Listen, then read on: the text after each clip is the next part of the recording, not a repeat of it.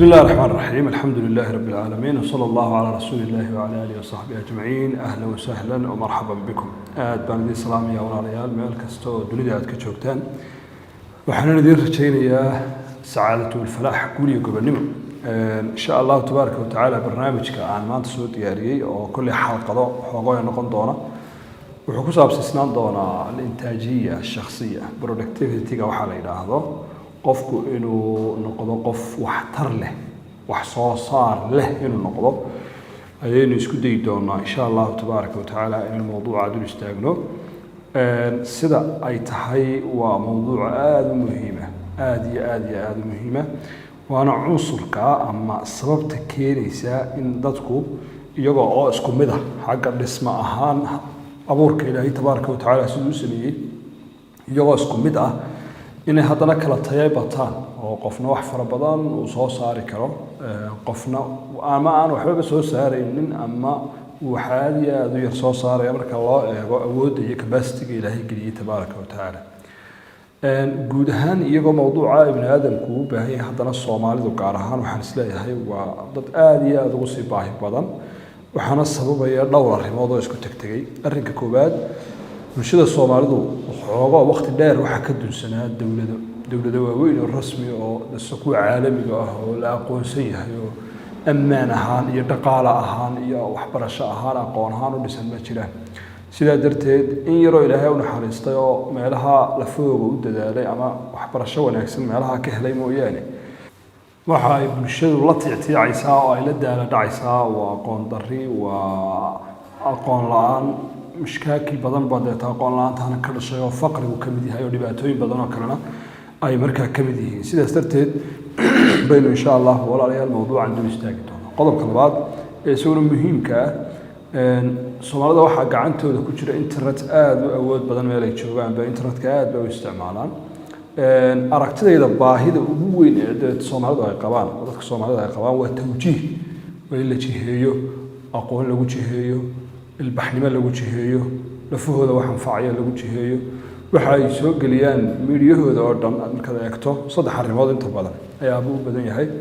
أنت كبدوات هالو يبتدي وسياسة يقبيالة به بدن كي بقول كي وحن ركرنا ده كباب بدن عشان يلحد وحكوا الرمى وقبيالة وسياسة ووحد لحد معلا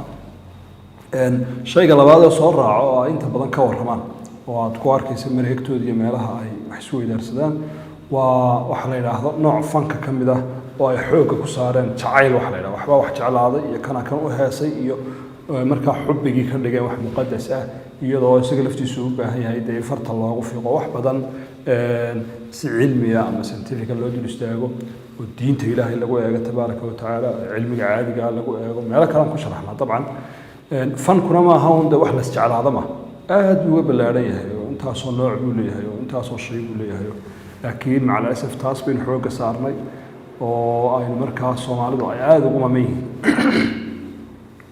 arrinta saddexaad oo moodayna ka warrama waa wax comedian ah ama ay doonayaan dadka inay kaga qosliyaan laakiin isaga laftiisu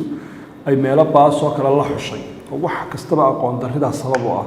ama qofkii deyn aan waxba akhrinaynin aqoontiisuna aanay kobcaynin kadibna waxyaabo mamnuuc oo adduunyada yani caalamiyan xataa gaalka dhexdiisa mamnuuc ka ah ayaabay ka dhigayaan wax lagu kaftamo ama brandka ay ka raadinayaan ama ay markaa lafahoogi iyo dadkii kalaba ay markaa kullu goynayaan taasi waxay keenaysaa in xitaadka ama burburka mujtamaceena ku jira inuu sii kordho sii bato sii ziyaado sidaa darteed ayaa waxaan aadna u jecelahay anigu shakhsiyan dadkan ku dhiirigeliyaa qof kastoo ay dhageysanayaan aan ku leeyahay bulshada waxaad u dhaanto bulshada waxaad ku dhaanto u sheeg halla aamusine bulshada waxaad ku dhaanto u sheeg way jiraan dad badan oo wax bartay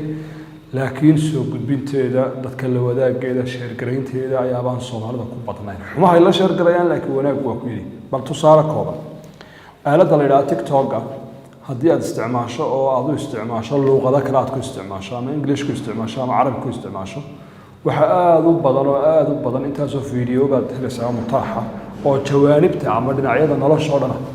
hadday tahay waxbarasho hadalkeeda hadday dhaqaale tahay caafimaad sports yani nolosha qaybaheeda kala duwan oo dhan waxaad ka helaysaa videohaad muxtaram dad aqoon leh si cajiib wax ugu soo gudbinaya innaga Soomaalida haddaad timaado waa fajac iyo ama kaag baa yaalla iyo macaasi iyo shuruur iyo wax Ilaahay lagaga go'ay baa dhex yaalla taasna waxay keenaysaa markaa in xitaadka ama burburka bulsho ahaan ay haysta markaa si looga baxo waa in qof kasto inaga midi oo awoodi karaya dadka wuxuu bartay inuu gaarsiiyo inuu sheego weey adiga wax yar agtaada basiidka oo iska fudud oo iska garanayso ayaa dad badan u baahan yahay marka bal insha Allah mawduucaas inuu istaagi doona productivity ku saabsan wax soo saarka iyo qofka bani'aadamka shakhsiga ah sidee buu noqon karaa qof intaajiya wax soo saari karaya waxaynu istaagi doonaa mafhuumka ay leedahay inaynu si fiican isula fahamno al-intaajiya waa maxay wax soo saarka productivity-ga iyo falsafadeedu waxaynu istaagi doonaa islaamka iyo productivity-ga wax soo saarka waxaynu istaagi doonaa sababaha horumariya qayb weyn ka noqonaya inuu qofku noqdo qof muntij ah wax soo saar leh waxaynu insha Allah ku baran doonaa cudur daarada dadka qaarkood inay wax noqdaan oo ay muntijiin noqdaan ay naftoodana wax taraan ummadda ku xeeranna wax taraan ay wax gaarsiiyaan wax ka hortaagan caaiqa ama sababka ama cudur daarada ugu waaweyn hortaagan asbaabtaasi maxay tahayna ballan isku daynay inuu jajabino insha Allah tabaaraka wa taala ujeedada ama goolka ama hadafka aan kala leenahay wax weeyaan qof kasto inaga mid oo casharadan dhageysta oo bugaagta iyo waxa ay ku dhex sheegi doonaan waxaasna ka faa'iideysta fiidiyoyo kala sii baaro oo kordhiya ujeedada aan kala leenahay waa inuu noqdo منتج قليل الاستعمال قف productivity له وحصو صارة استعمالك واستعماله يدب وأديكسنا يعني هذا يراته ودقن إسلامي ومبدأ إسلامي وين وأنت صو الرماد والدين تاعي يعني قصة ليس هاي قف كمؤمن كان مسلم كيلو النقطة قليل الاستعمال كثير الإنتاج بدو حصو صار كيس بدنية هاي وحمركا واستعماله يسجد ديبو كليانا ay kooban yihiin iyada oo ujeedada iyo muhiimadda ugu weyn ay tahay faa'iido isaga u noqonaysa awalan haddana qoyskiisa u noqonaysa thaniyan mar labaad bi'ada iyo deegaanka uu ku nool yahay u noqonaysa mar saddexaad dadkiisa iyo dawladdiisa iyo shacabkiisa iyo ummadda uu la nool yahayna noqonaysa mar afraad haddii xoog la saaro in bulshadu ay noqoto bulsho wax soo saar leh isticmaalkeeduna uu aad u kooban yahay sida hadda cagsiga nahayo waxa aad yar wax soo saarkeena isticmaalkeena loo xad dhaaf tusaale qofku uu shaqeynaya wuxuu soo saaraa $3 wuxuu doonayaa $20 ku qaylo isticmaalo maalintii macaqilkiisa macaqadadiisa saas ka shaqeynaya marka sidee baynu uga baaqsanaa fikradda noocaas qof kasto inaga mid wuxuu ka fikirayaa isagoo shaqeynayn ama aan shaqo hagaagsan haynin inuu inta uu soo saaro oo la saddex lagu dhuftay afar lagu dhuftay uu daily u isticmaalo arrintaas markaa waxay keenaysaa dadku inay maraan duruq aan sharci ahayn siyaabo qaldan wax maraan ammaankoodii dhaqaalahoodii noloshoodii caadiga ahayd waxyaabo badan oo kale markaa burbur iyo saameyn ay ku keento sidaas insha Allah isla qaadan dhigi doonaa xalqadaha xigana la soco aad baad u mahadsantahay